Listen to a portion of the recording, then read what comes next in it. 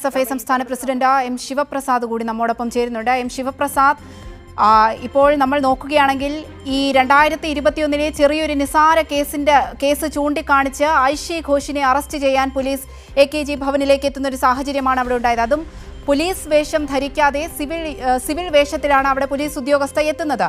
ഈ വിദ്യാർത്ഥി പ്രക്ഷോഭത്തിൽ, ഈ ജന്തർ മന്ദിറിൽ നടന്ന വിദ്യാർത്ഥി പ്രക്ഷോഭത്തിൽ തുടക്കം മുതൽ തന്നെ ഐഷി ഘോഷിന്റെ സാന്നിധ്യം നമ്മൾ കണ്ടതാണ്. കേന്ദ്ര സർക്കാർ ഇതിൽ ഒരു പ്രതികാര നടപടി എടുക്കില്ല എന്ന് വ്യക്തമാക്കിയെങ്കിൽ പോലും ഇപ്പോൾ മറ്റൊരു കേസിന്റെ പേരിൽ AKG ഭവനിൽ എത്തുകയും ഐഷി ഘോഷിനെ അറസ്റ്റ് ചെയ്യാൻ ഒരു നീക്കം നടത്തുകയുമാണ് നമ്മൾ അവിടെ കണ്ടത്. ജോൺ ബ്രിട്ടാസ് MP അടക്കമുള്ളവർ അവിടെ ഇടപെട്ടത് കൊണ്ടാണ് അവർ തിരികെ മടങ്ങുന്ന ഒരു സാഹചര്യം ഉണ്ടായത്. ഇത് തീർത്തും മോദി സർക്കാരിന്റെ ഒരു പ്രതികാര നടപടിയായിട്ട് കാണാൻ സാധിക്കില്ലേ ഇതിനെ?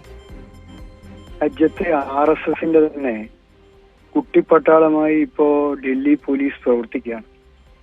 നിങ്ങൾ ഇതിനെ കൂട്ടി വായിക്കേണ്ട യഥാർത്ഥത്തിൽ CJPയുടെ SFIയുടെ എല്ലാം നേതൃത്വത്തിൽ നടന്ന വിദ്യാർത്ഥി പ്രക്ഷോഭത്തോട് മാത്രമല്ല. ഇന്നലെ ഓർഗനൈസറിൽ പ്രത്യക്ഷപ്പെട്ടൊരു ലേഖനം നമ്മളെല്ലാവരും ചർച്ച ചെയ്തു. SFI ഉൾപ്പെടെയുള്ള ഇടതുപക്ഷ പ്രസ്ഥാനങ്ങൾ ഈ വിദ്യാർത്ഥി പ്രക്ഷോഭത്തിന്റെ പശ്ചാത്തലം ഒരുക്കുന്നതിന് എത്രത്തോളം നിർണായകമായ പങ്കാണ് വഹിച്ചത് എന്ന് ഈ രാജ്യത്തെ ജനങ്ങൾക്ക് പ്രതിഷേധമുണ്ട്. ഒരു നിമിഷം തുടരണം. ഇപ്പോൾ SFI സംസ്ഥാന പ്രസിഡന്റ് എം ശിവപ്രസാദ് കൂടി നമ്മോടൊപ്പം ചേരുന്നുണ്ട്. എം ശിവപ്രസാദ്, ഇപ്പോൾ നമ്മൾ നോക്കുകയാണെങ്കിൽ ഈ 2021 ചെറിയൊരു നിസാര കേസ് ചൂണ്ടിക്കാണിച്ച് ഐഷി ഘോഷിനെ അറസ്റ്റ് ചെയ്യാൻ പോലീസ് AKG ഭവനിലേക്ക് എത്തുന്ന ഒരു സാഹചര്യമാണ് അവിടെ ഉണ്ടായത്. അതും പോലീസ് വേഷം ധരിക്കാതെ സിവിൽ വേഷത്തിലാണ് അവിടെ പോലീസ് ഉദ്യോഗസ്ഥ എത്തുന്നത്. ഈ വിദ്യാർത്ഥി പ്രക്ഷോഭത്തിൽ, ഈ ജന്തർ മന്ദിറിൽ നടന്ന വിദ്യാർത്ഥി പ്രക്ഷോഭത്തിൽ തുടക്കം മുതൽ തന്നെ ഐഷി ഘോഷിന്റെ സാന്നിധ്യം നമ്മൾ കണ്ടതാണ്. കേന്ദ്ര സർക്കാർ ഇതിൽ ഒരു പ്രതികാര നടപടി എടുക്കില്ല എന്ന് വ്യക്തമാക്കിയെങ്കിൽ പോലും ഇപ്പോൾ മറ്റൊരു കേസിന്റെ പേരിൽ AKG ഭവനിൽ എത്തുകയും ഐഷി ഘോഷിനെ അറസ്റ്റ് ചെയ്യാൻ ഒരു നീക്കം നടത്തുകയുമാണ് നമ്മൾ അവിടെ കണ്ടത്. ജോൺ ബ്രിട്ടാസ് MP അടക്കമുള്ളവർ അവിടെ ഇടപെട്ടത് കൊണ്ടാണ് അവർ തിരികെ മടങ്ങുന്ന ഒരു സാഹചര്യം ഉണ്ടായത്. ഇത് തീർത്തും മോദി സർക്കാരിന്റെ ഒരു പ്രതികാര നടപടിയായിട്ട് കാണാൻ സാധിക്കില്ലേ ഇതിനെ? രാജ്യത്തെ RSSന്റെ തന്നെ കുട്ടിപ്പട്ടാളമായി ഇപ്പോ ഡൽഹി പോലീസ് പ്രവർത്തിക്കുകയാണ്. നിങ്ങൾ ഇതിനെ കൂട്ടി വായിക്കേണ്ട യഥാർത്ഥത്തിൽ CJPയുടെ SFIയുടെ എല്ലാം നേതൃത്വത്തിൽ നടന്ന വിദ്യാർത്ഥി പ്രക്ഷോഭത്തോട് മാത്രമല്ല. ഇന്നലെ ഓർഗനൈസറിൽ പ്രത്യക്ഷപ്പെട്ടൊരു ലേഖനം നമ്മളെല്ലാവരും ചർച്ച ചെയ്തു. SFI ഉൾപ്പെടെയുള്ള ഇടതുപക്ഷ പ്രസ്ഥാനങ്ങൾ ഈ വിദ്യാർത്ഥി പ്രക്ഷോഭത്തിന്റെ പശ്ചാത്തലം ഒരുക്കുന്നതിന് എത്രത്തോളം നിർണായകമായ പങ്കാണ് വഹിച്ചത് എന്ന് രാജ്യം പിന്താങ്ങി നിർത്തിയിരിക്കുന്ന, നട്ടല്ല എന്ന് രാജ്യത്ത് പ്രവർത്തിക്കുന്ന RSS തന്നെ അക്രമോത്സുകമായി അവരുടെ നിലപാടിൽ വ്യക്തമാക്കി കഴിഞ്ഞു. ആ നിലപാടിന്റെ തുടർച്ചയാണ് ആ സമരത്തിന്റെ നേതൃത്വമായിരുന്ന SFIക്കെതിരെ, SFIയുടെ നേതാക്കന്മാർക്കെതിരെ തെരഞ്ഞു പിടിച്ച പോലീസ് നടപടിയിലേക്ക് ധൃതിപ്പെട്ട് കടക്കാൻ ഡൽഹി പോലീസിനെയും കേന്ദ്ര സർക്കാരിനെയും ഇപ്പോ സമ്മർദ്ദത്തിലാക്കിയത്. യഥാർത്ഥത്തിൽ ഇപ്പൊ പന്ത് RSSന്റെ കൂട്ടിലാണ്. BJPയുടെ കേന്ദ്ര ഗവൺമെന്റ് ഈ സമരം കൈകാര്യം ചെയ്യുന്നതിൽ അതീവ ഗൗരവതരമായ വീഴ്ച വരുത്തിയെന്ന് RSS തന്നെ വിലയിരുത്തുന്നു. വിദ്യാർത്ഥി പ്രക്ഷോഭത്തെ തുടക്കത്തിൽ തന്നെ അടിച്ചമർത്താത്തതിൽ, അല്ലെങ്കിൽ ആ നിലയിൽ തന്നെ കേരളത്തിൽ രാജ്യത്തും ഉയർന്നു വന്ന ഈ പ്രക്ഷോഭം കേന്ദ്ര സർക്കാരും RSSും ഉദ്ദേശിച്ച നിലയിൽ അവസാനിപ്പിക്കാൻ കഴിയാത്തതിൽ വലിയ അമർഷം RSS ഉണ്ടാവുകയാണ്.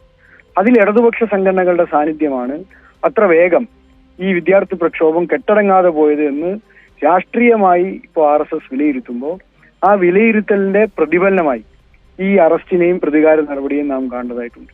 ഇപ്പൊ SFI ആ സമരത്തിൽ വഹിച്ച പങ്ക് എന്താണെന്ന് വളരെ കൃത്യമായി ആ സമരം നിരീക്ഷിക്കുന്ന ഓരോരുത്തർക്കും മനസ്സിലാക്കാൻ കഴിയുന്നതാണ്. തുടക്കം മുതൽ, അതായത് മെയ് മാസം 12-ാം തീയതി നീറ്റ് എക്സാം റദ്ദ് ചെയ്യപ്പെട്ട നിമിഷം മുതൽ രാജ്യത്തിന്റെ തെരുവിൽ SFI ഉണ്ട്. രാജ്യത്തെ എല്ലാ പ്രദേശങ്ങളിലും SFI സമരങ്ങൾ നടത്തി.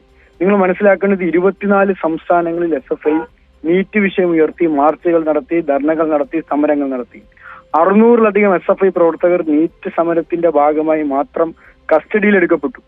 ഏതാണ്ട് 26-ലധികം സഖാക്കൾ രാജ്യത്തെമ്പാടും ജയിലിലടക്കപ്പെട്ടു.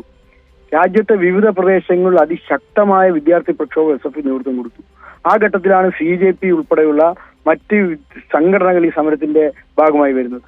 CJP ഈ സമരത്തിന്റെ ഭാഗമായി വരുമ്പോൾ തന്നെ CJP ആദ്യം ഈ സമരത്തോടൊപ്പം ചേർത്തത് SFI ആണ്. പിന്നെ ISIയും ASF ഉൾപ്പെടെയുള്ള സംഘടനകൾ ചേർന്നു.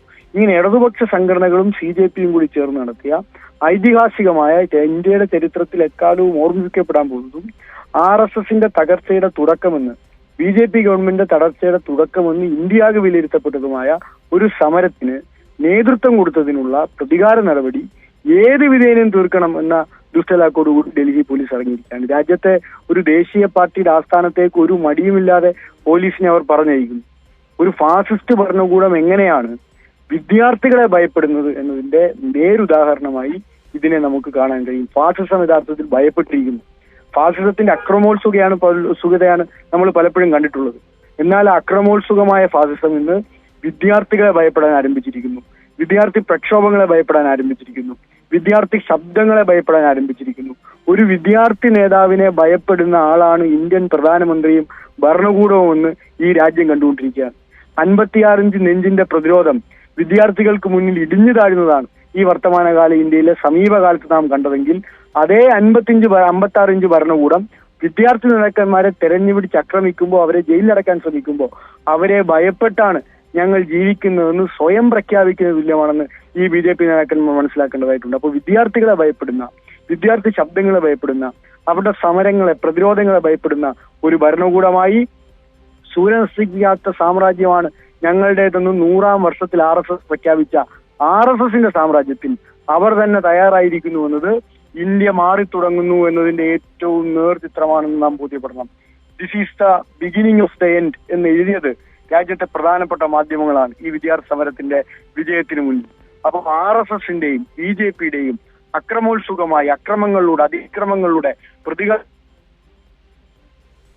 ഏറ്റെടുക്കലിലൂടെ, ജുഡീഷ്യറിയെ ഉൾപ്പെടെ സ്വാധീനിക്കാൻ നടത്തിയ പരിശ്രമങ്ങളിലൂടെ ഇന്ത്യയിൽ നിലനിർത്തിക്കൊണ്ടിരിക്കുന്ന ഭരണകൂടത്തെ ഇന്ത്യയിലെ വിദ്യാർത്ഥികളും യുവജനങ്ങളും ചെറുപ്പക്കാരും കർഷകരും കർഷക തൊഴിലാളികളും എല്ലാം ചേർന്ന് അതിശക്തമായി ചോദ്യം ചെയ്യാൻ ആരംഭിക്കുമ്പോൾ ഇനി തങ്ങൾക്ക് നിലനിൽപ്പില്ല, തങ്ങളുടെ ഭാവി ഭീഷണിയിലാണ് എന്ന തിരിച്ചറിവിൽ നിന്നാണ് IC ഘോഷ് ഉൾപ്പെടെയുള്ള SFIയുടെ വിദ്യാർത്ഥി നേതാക്കന്മാർക്കെതിരെ അതിശക്തമായ ഈ പ്രതികാര നടപടി വരുന്നത്.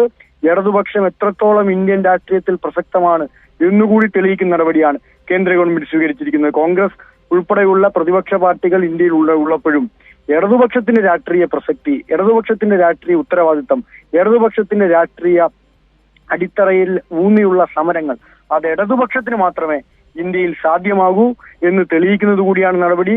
സോനം വാങ്ചുക്കിനെ അറസ്റ്റ് ചെയ്ത് രാവിലെ സുപ്രഭാതത്തിൽ അപ്രതീക്ഷിതമായി സമരപന്തലിലേക്ക് കടന്നു കയറി വെള്ള തുണി ഉൾപ്പെടെ ഉപയോഗിച്ച് പൊതിഞ്ഞു പിടിച്ച് അറസ്റ്റ് ചെയ്തുകൊണ്ട് പോകുമ്പോൾ ആ അറസ്റ്റ് ചെയ്തതിൽ പ്രതിഷേധിച്ച് അവിടെ നിരാഹാരം അനുഷ്ഠിച്ച SFI അഖിലേന്ത്യാ പ്രസിഡന്റിനോടൊപ്പം നിരാഹാരം അനുഷ്ഠിച്ച സഖാവ് കൂടിയാണ് IC ഘോഷ് എന്ന് നാം മറന്നുകൂടാ. JNUവിലെ ഭീകരമായ സംഘപരിവാർ ആക്രമങ്ങൾക്കും അതിക്രമങ്ങൾക്കും ഫാസിസ്റ്റ് തേർവാഴ്ചയ്ക്കുമെതിരെ അതിശക്തമായ നിലപാട് JNUവിന്റെ ചെയർപേഴ്സണായിരുന്ന കാലം മുതൽ ഇന്ന് ഡൽഹിയുടെ സംസ്ഥാന സെക്രട്ടറിയും SFIയുടെ അഖിലേന്ത്യാ ജോയിന്റ് സെക്രട്ടറിയുമായിരിക്കുന്ന കാലം വരെ സ്വീകരിച്ചു എന്നതാണ് RSSനും BJPക്കും കേന്ദ്ര ഗവൺമെന്റിനും ICയോടുള്ള വൈരാഗ്യം. പഴയ കേസുകൾ പൊടിതട്ടിയെടുത്ത് ഇനി മുഴുവൻ SFI നേതാക്കന്മാരുടെ വീടുകളിലേക്ക് രാജ്യത്തെ RSS പോലീസിനെ പറഞ്ഞയക്കുന്നു എന്നത് ഇതിന്റെ തുടക്കമാണ്. ഇത് നാം കാണണം. അതിശക്തമായ പ്രതിഷേധം സാധാരണക്കാരായ വിദ്യാർത്ഥികൾ, നീറ്റ് പരീക്ഷ എഴുതിയ 22 ലക്ഷം വിദ്യാർത്ഥികളുടെ ശബ്ദമായിട്ടാണ് IC ഉൾപ്പെടെയുള്ള SFI സഖാക്കൾ അവിടെ പോരാട്ടം നടത്തിയതെങ്കിൽ ആ പോരാട്ടത്തിന് നേതൃത്വം കൊടുത്തതിന്റെ പേരിൽ, സാധാരണപ്പെട്ട വിദ്യാർത്ഥികളുടെ ശബ്ദമായതിന്റെ പേരിൽ, സാധാരണക്കാരന് വേണ്ടി പ്രതികരിച്ചതിന്റെ പേരിൽ 22 സാധാരണപ്പെട്ട വിദ്യാർത്ഥികളുടെ ആത്മഹത്യ, ഇൻസ്റ്റിറ്റ്യൂഷണൽ മർഡറിനെ പൊതുസമൂഹത്തിൽ, തെരുവിൽ, ഭരണാധികാരികൾക്ക് മുന്നിൽ ചോദ്യം ചെയ്തതിന്റെ പേരിൽ ഈ വിദ്യാർത്ഥി നേതാവിനെ വേട്ടയാടിയാൽ അതിനെ പ്രതിരോധിക്കാൻ പൊതുസമൂഹം ഒന്നാകെ ഇറങ്ങണമെന്ന് ഞങ്ങൾ അഭ്യർത്ഥിക്കുന്നു. അതിശക്തമായ പ്രതിഷേധം ഉയർന്നു വരണം. വിദ്യാർത്ഥികൾ രാജ്യത്തിന്റെ വിവിധ ഭാഗങ്ങളിൽ ഇതിനെതിരെ ശക്തമായി പ്രതികരിക്കും. കേരളത്തിൽ ഉൾപ്പെടെ അതിശക്തമായ പ്രതിഷേധം ഈ ഫാസിസ്റ്റ് നടപടിക്കിടെ ഉണ്ടാവും എന്ന് നിങ്ങളോട് പറയുക. ശരി, M ശിവപ്രസാദാണ് നമ്മോട് പ്രതികരിച്ചത്.